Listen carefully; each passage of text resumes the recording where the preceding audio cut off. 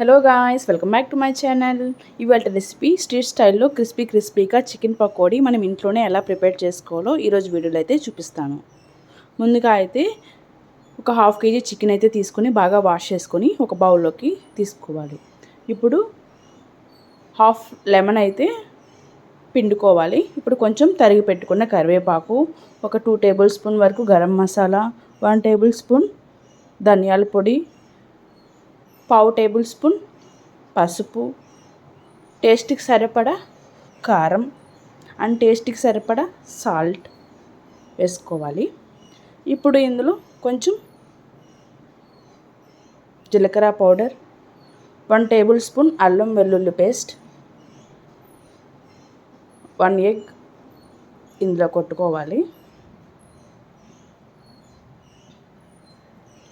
Food colour ఉంటుంది కదా, అది కొంచెం వాటర్లో అయితే మిక్స్ చేసుకొని ఇందులో వేసుకొని బాగా మిక్స్ చేసుకోవాలి.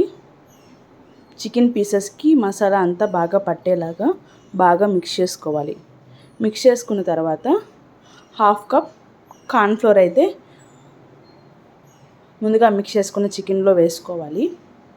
అండ్ 3 టేబుల్ స్పూన్ వరకు శనగపిండి కూడా ఇందులో వేసుకోవాలి.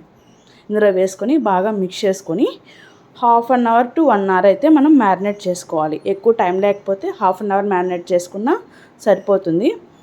ఇప్పుడైతే మనకి డీప్ ఫ్రైకి సరిపడా ఆయిల్ అయితే వేసుకొని హీట్ అవ్వనివ్వాలి. ఇప్పుడు మనం ముందుగా మ్యారినేట్ చేసి పెట్టుకున్న చికెన్ని ఒక్కొక్క పీసెస్గా ఆయిల్ అనేది ఇట్లా వేయాలి. ఇది హై ఫ్లేమ్లో పెట్టకూడదు. హై ఫ్లేమ్లో పెడితే మనకి పైన పీస్ వరకు